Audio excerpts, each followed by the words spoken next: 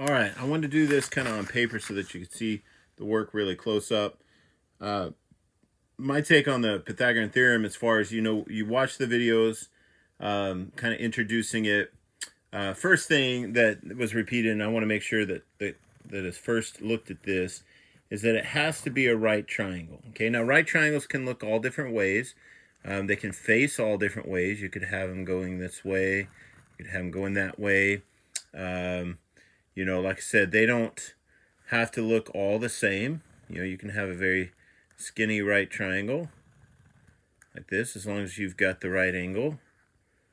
And by right, I don't mean like, it's just a perfect match on eHarmony. It just means that it is a right 90-degree angle. And as long as the triangle has that, it's a right triangle. That's what the Pythagorean theorem applies to. Okay, so doesn't work on obtuse triangles, doesn't work on acute, or doesn't work on those triangles. It's got to be a right triangle. Now, once you have that and you've got your formula, a squared plus b squared equals c squared, and that's going to be, like I said, that's the on the videos, that kind of shows that main formula. It has to be written like that as far as to do it like, the formula and to get the process of it down. And because these are specific letters used for specific things on that right triangle. The first thing is the hypotenuse, okay? So a right triangle has a hypotenuse. And how you can find that is, for one, it's always the longest side of a right triangle. But sometimes if they're all kind of close and you're not sure which one's the longest, it's always the one that's directly across from the right angle. Okay, hypotenuse. Oops. Why can't I spell that one? Let's go. Hypotenuse. There you go. Okay. My writing's not any better on a paper than it is the board. Now, this one, see, it's been turned around. Okay. So this one's your hypotenuse. Okay. And I'm going to abbreviate. Okay. And then when you've got it here, okay, it's across. So this is your hypotenuse. Okay, that's how you can find it. It's always across from the 90-degree angle. And so that's your hypotenuse. That's always going to be your c squared. That's always going to be the c. Okay, so your hypotenuse is always going to be c. And then your other two sides are legs. Okay, and on this one, it's these two sides. Okay, and I can spell leg, so that's good. I don't have to abbreviate that. But that's where your legs are. Now, it doesn't matter which leg you make A or B. It can be either one. So I can make this A or B, or I can make this A or B. It doesn't matter, because you're going to be adding them. When you add two things, like if I add 8 plus 7, it doesn't matter if I turn that around and do 7 plus 8. It's still going to give me 15. Okay, so that's why it doesn't matter which leg is which. Okay. Then what you do, so let's make this a 3, 4, 5. Okay. Now, in this one, we're just checking to see if it is a right triangle. Okay, we're just checking to make sure this is. We're not having to find a missing side on this one. We're just checking to see if it is the correct dimensions. Okay, so how we would check that is we are going to square our one leg. Okay, that's the a squared. We're going to add that to this leg squared. And it has to equal the hypotenuse squared. Okay, and so let's check that. 3 squared is 9 plus 16 equals 25. I'm squaring these. 3 times 3, 4 times 4, 5 times 5.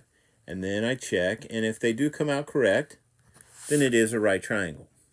Okay, if it had been 3, 4, 6, so we just work this as the same thing, 3 squared plus 4 squared. But if it had been 6 squared, okay, same thing, 9 plus 16 has to equal 36. 25 equals 36. That's not true. So this would not be a right triangle. This means that this would not be 90 degrees. It maybe even looks it, but it would be slightly off. In fact, in this case, it'd be pretty far off. But it would be more open or, more closed, depending on whichever one. This one would be more open, most likely. So that's how you check to see if it is a right triangle. Okay, so that you're just putting in the numbers they give you. Just make sure you put the legs in the right spot and the hypotenuse in the right spot. square them. That's another important thing. And then check and see if they come out correct. Now, if you are doing one that you are trying to find like the missing hypotenuse, meaning you've got these two leg lengths and you don't know this one, then you work it a little bit different, but you still use this formula.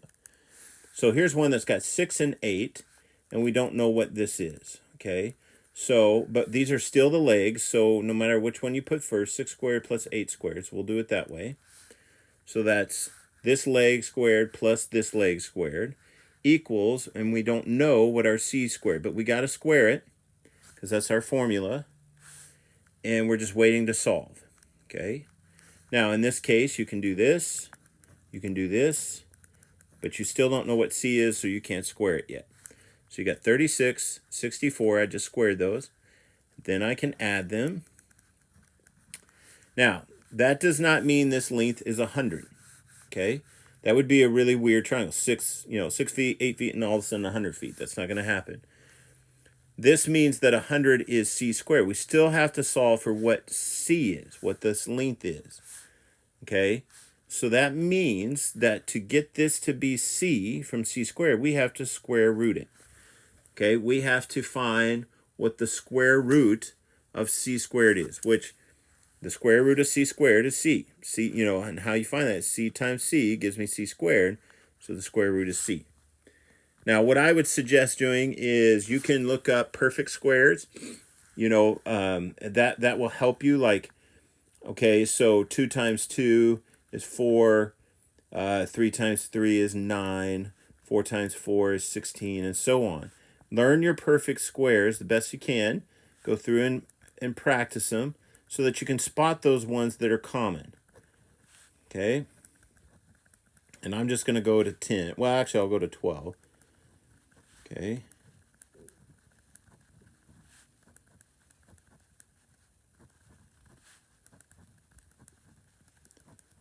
Okay.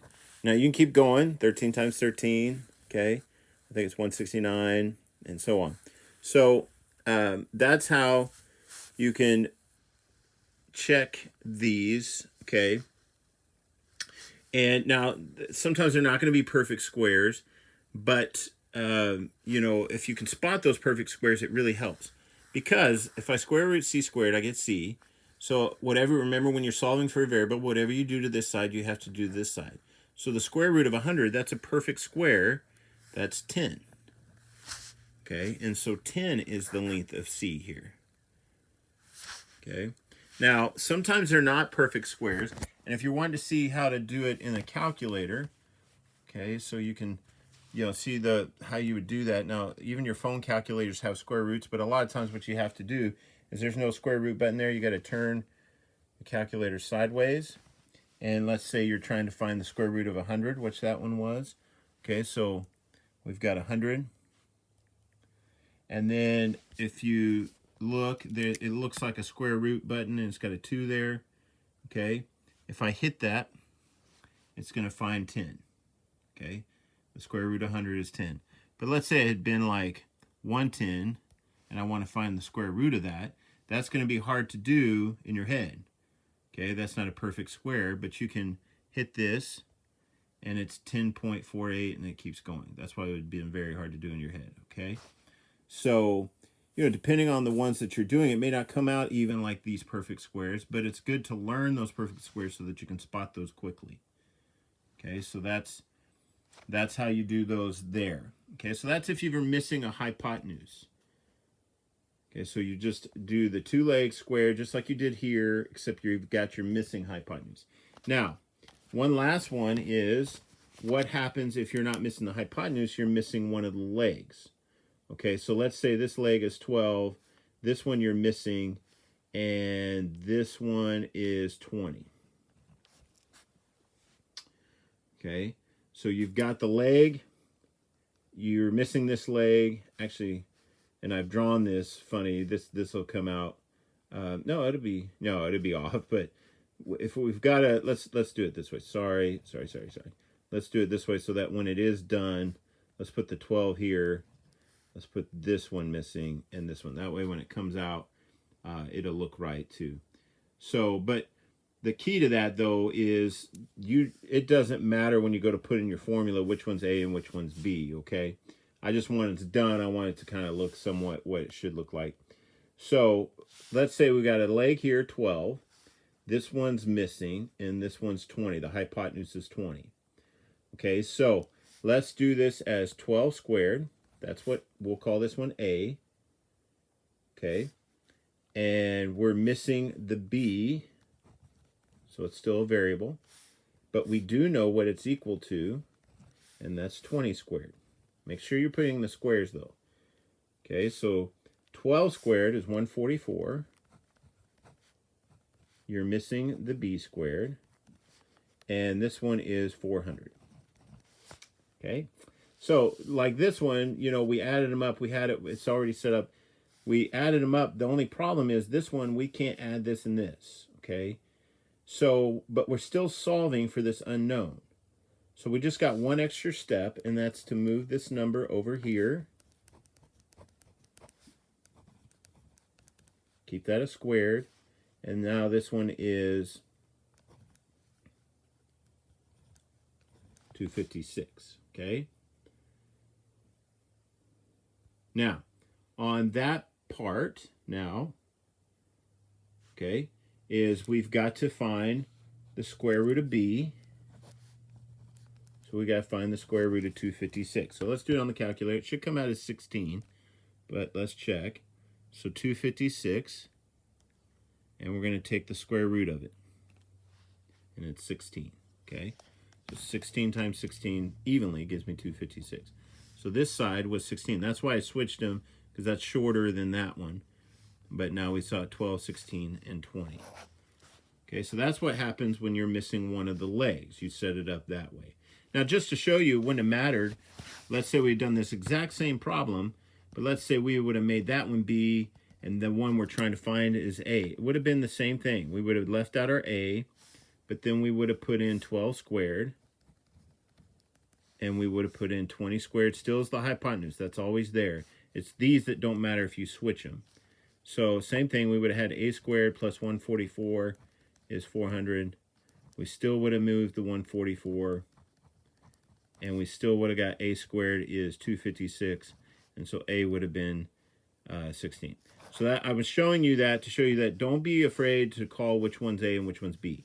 It really doesn't matter. Your math is going to be the same, okay? All right, I'm gonna leave that. You can watch these a few times if you need to look through. This is how you check them if you've got all the sides. Okay, just check and see if they come out correctly. This is what happens when the hypotenuse is missing. Okay, the C. And this is what happens when one of the legs are missing. Okay, so that's how you can check to do these. And I'm going to put a photo of your problems and let you work those for today's assignment. Thanks, guys.